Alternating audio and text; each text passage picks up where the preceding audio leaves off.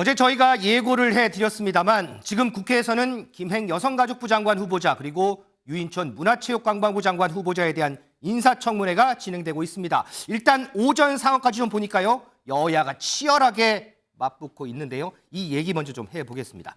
자, 먼저 민지수 기자, 이 김행 여가부 장관 후보자 어제 우리가 이 청문회 하면은 여당 뭐 보이콧할 거다 이렇게 전해졌는데 지금 정상 진행되고 있어요. 이게 하루 만에 뭐가 반전이 됐나 보죠? 맞습니다. 어제 오후 늦은 시간에 양당 원내대표가 만나 상견례를 했죠. 맞아요. 이 자리에서 청문회만큼은 정상적으로 진행을 하자 어느 정도 합의가 된 것으로 보입니다. 이런 하루 전날까지 진통 끝에 오늘 오전 예정대로 청문회 개최가 됐는데요. 네. 앞서 국민의힘은 민주당의 정식 사과가 없으면 청문회 불참하겠다 했었죠. 맞아요. 하지만 오늘 청문회를 진행하는 전체 회의에서 권인숙 여성가족위원장이 야당 주도로 앞서 일정을 정한 것에 대해서 유감 표시를 하면서 여당도 청문회 일정에 정상적으로 참여를 하게 된 겁니다. 하지만 이렇게 우여곡절 끝에 시작된 청문회, 시작부터 여야 간 고성이 오갔는데요. 현장 영상으로 준비했습니다.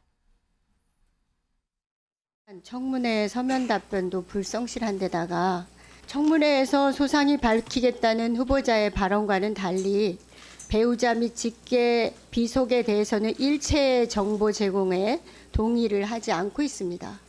그래서 자료를 요구하는데요. 저희 딸은 지금 공개 대상이 아닙니다. 왜냐하면 아니 그렇게 상세하게 얘기하실 건 아니고요. 네네, 그래서 그건 언제까지 할 수 제출할 수 없고요. 있는 거를 언제까지 그건 제출하시겠다고. 아니, 그래서 그거는 예. 할 수 없고요. 아니 제가 예, 청문회 제출하라고 하는 때 다 겁니다. 네네.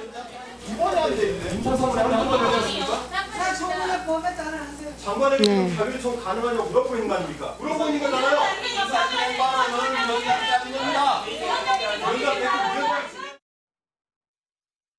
이현정 의원님, 어제 저희가 이 시간에 김행 후보자가 지금 국회의원들이 요구하는 자료 제출을 거의 하지 않는다 이렇게 전해드렸는데 지금 보니까 시작부터 이 자료 제출 문제로 신경전이 아주 뜨거워요. 그러니까 최근에 일어났던 모든 청문회가 바로 이 자료 제출 문제 때문에 참 초반기에 전부 다 파행을 겪었습니다. 이게 왜 이렇게 이런 일이 벌어지는 건지. 왜냐하면 지금 이제 그 청문회에서 보면 본인의 고지가 본인과 직계 가족, 그다음에 이제 자녀들 같은 경우, 분간 가족 같은 경우는 거부할 수 있어요. 네네. 이제 그러다 보니까 이게 구체적으로 밝히기 위해서는 좀 더 충분한 자료가 필요한데 네. 그 자료들이 이제 제대로 제출되지 않고 또 청문회 당일 날에도 의원들이 요구한 자료가 이제 제출되지 않아서 그것 때문에 상당한 논쟁이 벌어지고 있거든요. 네. 저는 좀 더 이 세부 조항, 세부 어떤 규정들을 좀 손을 봐야 될 것 같습니다. 왜냐하면 매번 청문회 때마다 이 야당에서는 또 왜 자료 제출을 하지 않느냐. 맞아요. 또 이 후보자 입장에서 보면 이거는 뭐 고지 대상이 아니다라고 하고 있고 이것 때문에 앞에 청문회 시간을 다 지금 보내는 거 아니겠습니까? 계속 테이프 돌려서 보는 것 같아요. 그렇죠. 똑같은 현상들이 지금 모든 청문회 똑같이 벌어지고 있습니다. 그렇다면 어느 부분까지 정말 자료를 제출할 것인지 우리가 최근에는 또 보면 개인의 사생활 보호가 또 강화되는 측면이 있습니다. 자, 그럴 경우에 후보자 개인뿐만 아니라 자녀들, 즉 분가한 자녀들까지도 다 공개된다 그러면 이게 또 사생활 침해 여지가 있는 것이거든요. 그럴 소지도 있고요. 그렇다면 이 부분에 대해서는 저는 좀 전체 국회 차원에서 어느 정도 수준에서 자료를 할 것인지에 대해 좀 미리 규정을 하고 만약에 자료 제출하지 않을 경우는 또 한편으로 보면 좀 뭔가 이 벌칙을 하는 이런 규정도 만들어서 후보자가 참 이 청문회 전에 그래도 자료 제출을 할 수 있도록 그렇게 좀 만들어야 될 것 같습니다. 지금 여야 이 정치권이 지금 이현정 의원이 얘기했던 요 부분들 프레스룸 라이브를 통해서 꼭 좀 이렇게 좀 들었으면 좋겠습니다. 임주혜 변호사, 이 자료 제출 문제도 그렇지만 이 김행 후보자 관련한 쟁점들도 지금 한두 가지가 아니에요. 네, 이제 크게 두 가지 꼽아보자면요. 지금 주식 파킹 논란 그리고 김건희 여사와의 친분으로 인해 임명이 되었다는 논란이 두 가지 좀 꼽아볼 수 있을 것 같은데요. 일단 이 김 후보자가 공동으로 창업한 이제 위키트리 소설 뉴스의 주식 관련한 문제가 있습니다. 네네. 김 후보자가 청와대 대변인으로 임명된 2013년도에 자신과 배우자가 보유하고 있던 소설뉴스 주식을 본인 주식은 공동 창업자에게 그리고 배우자의 주식은 신우이에게 매각을 했다가 다시 되샀다. 그러니까 일명 주식 파킹으로 인해서 백지 신탁 제도를 피하기 위한 것 아니냐. 백지 신탁을 못하게 하는 것을 피하게 하기 위한 꼼수가 아니었냐. 이렇게 주식을 다시 누구에게 팔았다가 되산 부분에 대해서 야당은 이거는 꼼수 주식 파킹이다. 이렇게 주장을 하고 있고요. 이에 대해서 김 후보자는 폐업을 고민하다 주주 피해가 없도록 전량을 다시 매입한 것이다. 이렇게 해명을 하고 있는 상황입니다. 그리고 두 번째로 김건희 여사와의 친분으로 인해서 임명이 된 것이 아니냐 이 부분에 대해서는요. 네. 2번 정도 만난 것이 전부다. 이렇게 김 후보자는 얘기를 하고 있고요. 이에 대해서 이제 야당 측에서는 뭐 말도 안 되는 소리다 이렇게 좀 맞서고 있으면서 논란이 계속되고 시끄러운 상태입니다.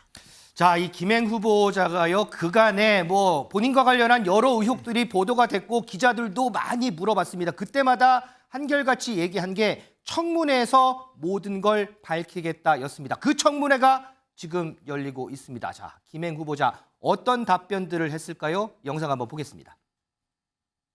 위키트리가 생성한 콘텐츠를 스티밋에 업로드하면 스티밋은 코인으로 기사 비용을 줘요. 위키트리는 더 많은 코인을 받기 위해서 어비징까지 합니다. 결과적으로 어마어마한 코인을 축적했을 거라는 합리적 의심을 할 수밖에 없는데 후보자께서는 코인 지갑을 오픈해서 내역을 공개하실 수 있습니까?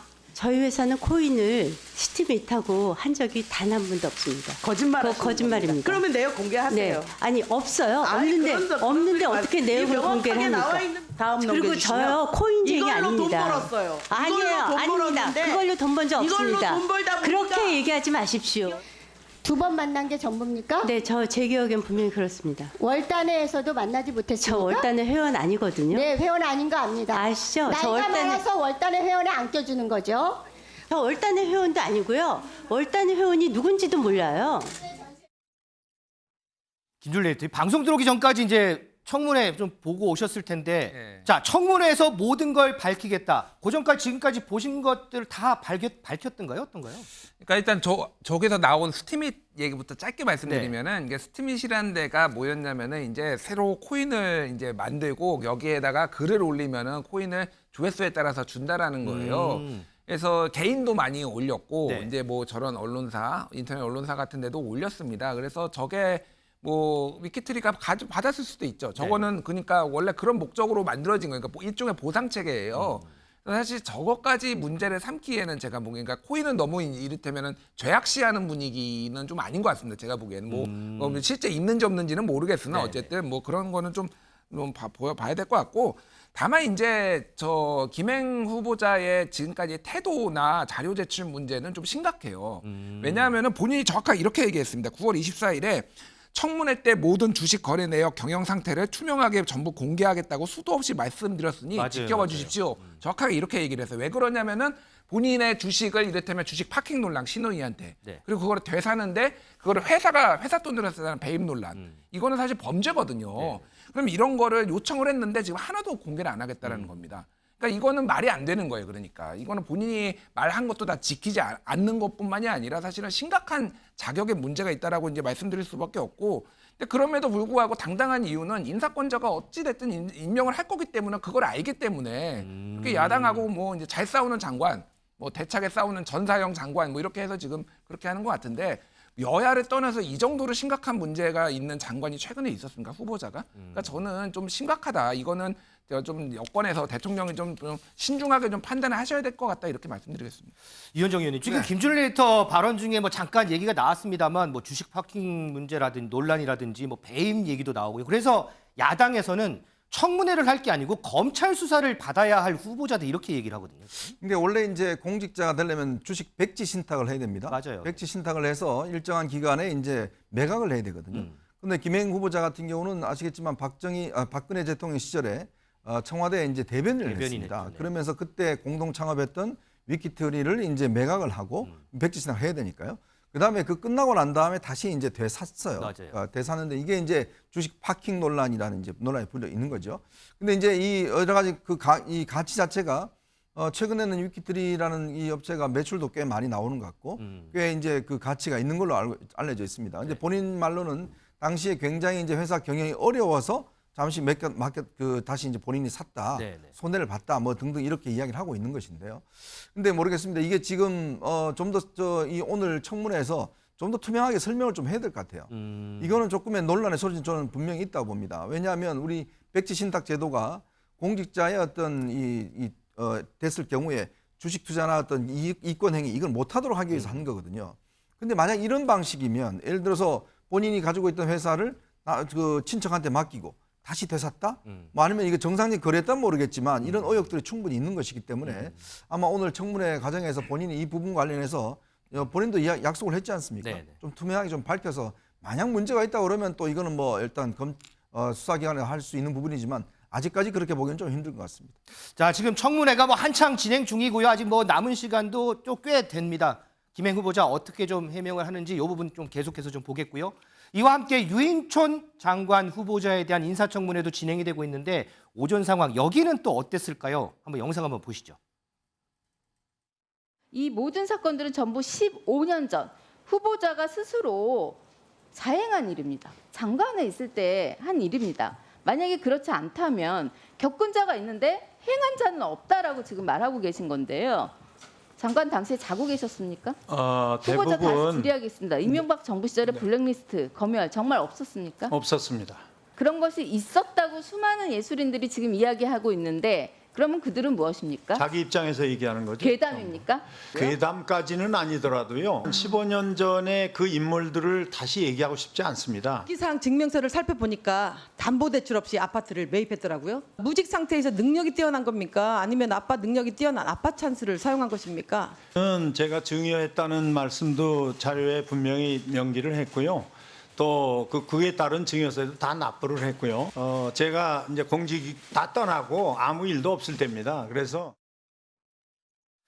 김준일 에디터, 이 유인촌 장관 후보자도 뭐 쟁점이 여러 가지가 있어요. 그 중에 하나가 조금 전에 영상에 봤던 MB 정부 시절에 이제 문체부 장관을 하면서 소위 문학의 블랙리스트에 관여를 했다 뭐 이런 의혹인데 뭐 또 후보자는 뭐 그런 실체도 없었다 일단은 이제 그렇게 얘기를 하고 있거든요. 아니 그러니까 제가 이제 만약에 유인촌 장관 후보자가 이렇게 얘기를 했다라면 저는 납득을 했을 것 같아요. 어떻게요? 뭐 이를테면 뭐 블랙리스트가 있었는지 없었는지는 모르겠으나 내가 장관으로 있을 때 전혀 그런 것에 대해서 개입하지도 않았고 본 적도 없다라고 그러면은 지금 그런 논란들은 있지만은 정확하게 확인이 안 됐으니까 저는 이거는 뭐 서로의 이제 입장 차이가 있는 건데 블랙리스트가 없다고 하면 안 되죠. 왜냐하면은 지금 국정원에서 문체부가 만든 게 아니라 국정원에서 만든 수없이 많은 문건들이 이미 다 확인이 돼가지고 지금 언론 보도만 해도 수십 개가 나왔습니다. 네. 그 문건 제목들만 해도 오늘자 경향신문에는 예술계 종부 세력의 반정부 정치활동 무력화 문건 이게 이제 국정원에서 만든 거거든요. 네네.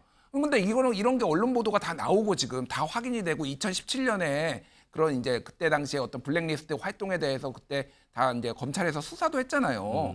그러니까 기소가 안 됐다고 해서 그럼 이 문건이 없었던 건가요? 네네. 그러니까 이런 식으로 하면 이런 식으로 거짓말을 하면 안 된다라는 거죠. 그러니까 이거는 명백하게 거짓말입니다. 그러니까 이 부분에 있어서 본인이 관여하지 않았다라는 거는 저는 뭐 입장 차가 있으니까 이해할 수 있는데 이런 식으로 이제 역사를 완전히 되돌려버리려는 시도다. 좀 잘못된 지금 인식을 가지고 있다 이렇게 말씀드려야 될 것 같습니다. 그러니까 문건 자체는 있었다. 국정원에서 만든 문건 자체는 있었다고 들었다. 하지만 나는 그 문건에 대해서 관여하거나 한 바는 없다. 이렇게 대답을 했다면 어느 정도 수긍이 가겠다 이런 말씀이잖아요. 예. 자, 이현정 의원님 또 하나가 이제 아들 아파트 구입 자금에 대한 탈세 의혹이거든요. 이 부분. 근데 이제 블랙리스트 문제 조금 말씀드리면 이거는 이제 그 문체부에서 뭔가 만들고 이런 문제는 아니잖아요. 그러니까 본인의 업무 영역이 아니라는 그럴 수 문제죠. 있죠. 이제 그런 측면에서 이야기를 한 것 같고 지금 자녀들 아파트 구입 같은 경우는 그러니까 큰아들과 작은아들에게 각 7억과 17억 정도를 증여해서 아파트를 이제 구입한 걸로 나오고 있고요. 또 증여서도 납부했다. 본인은 이렇게 이야기하고 있는데 아까 제가 말씀드렸듯이 자녀들 같은 경우는 독립 생계를 유지할 경우에 고지 의무가 없습니다. 그렇기 때문에 이제 그런 어떤 사생활 보호 측면에 있기 때문에 본인은 이제 했다라고 그러니까 그거에 대해서는 뭐 이거는 제가 볼 때는 뭐 거짓말 할 필요가 없는 문제 같아요. 만약에 그거는 뭐 국세 기록이 있다 그러면 뭐 문제가 된다면 만약에 증여를 했는데도 불구하고 증여세를 납부하는데 그 증여세가 어디 출처인지 뭐 등등의 것은 뭐 간단하게 나올 수 있는 문제거든요. 그나마 저 유인촌 후보자 같은 경우는 이게 청문회에서 한 이야기이기 때문에 본인이 거짓말할 리는 없을 것 같고 뭐 자녀들이 아마 증여세를 당연히 납부를 할 겁니다. 납부를 할 텐데 본인이 증여했다고 그랬으니까 만약 안 했다 그러면 이거는 뭐 꽤 문제가 될 수가 있겠죠. 뭐 하기는 뭐 저는 쉽게 할 수 있는 거라고 생각이 듭니다. 지금까지 야당에서 나온 얘기들 들어보면 지금 뭐 김행 후보자나 유인촌 후보자나 청문보고서 채택이 될 가능성이 그렇게 높지는 않은 것 같아요. 거기다가 이제 신원식 후보자 같은 경우에도 청와대에서 대통령실에서 다시 한번 인사청문보고서 그 요구를 재송부를 했더라고요. 아까 이제 김준일 에디터도 잠깐 언급이 있었지만 뭐 어차피 뭐 임명이 될 거다라는 표현을 쓰셨지만 김행 후보자, 신원식 후보자, 유인촌 후보자 어쨌든 다 임명되겠죠? 그러니까 이게 참 이게 악순환이 계속되는 것 같습니다. 그 청문회가 있는 이유가 일단 국회 차원에서 한번 검증을 해서 네. 국회 의견을 하는 것인데 워낙 지금 여야 간의 어떤 치열한 이 경쟁이 있다 보니까 지금 청문 보고서가 최근에 거의 채택이 안 되고 있어요. 이제 그래서 아마 이번 것도 보면 신원식 장관도 이미 벌써 장관 후보자도 지금 채택이 안 돼서 재송부 요청을 해서 아마 바로 임명할 것 같고요. 네네. 나머지 두 후보자 같은 경우도 저는 뭐 똑같은 전례를 밟지 않을까 그런 생각이 듭니다.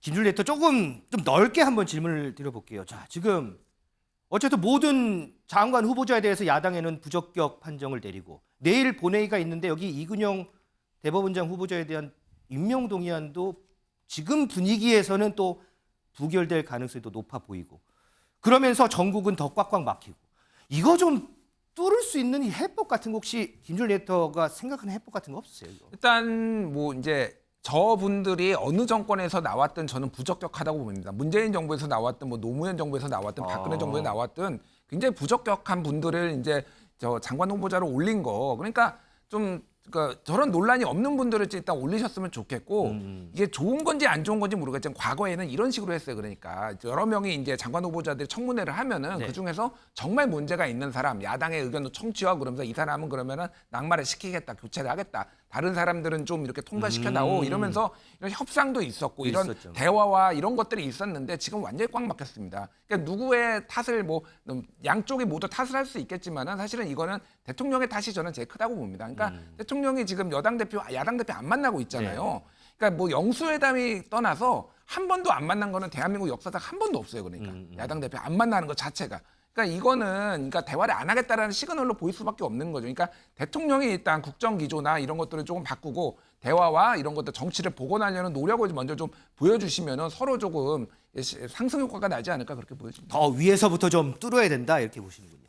자, 청문회 상황 짚어봤습니다. 자, 다음 민지숙 기자의 뉴플리 순서입니다. 함께 보시죠.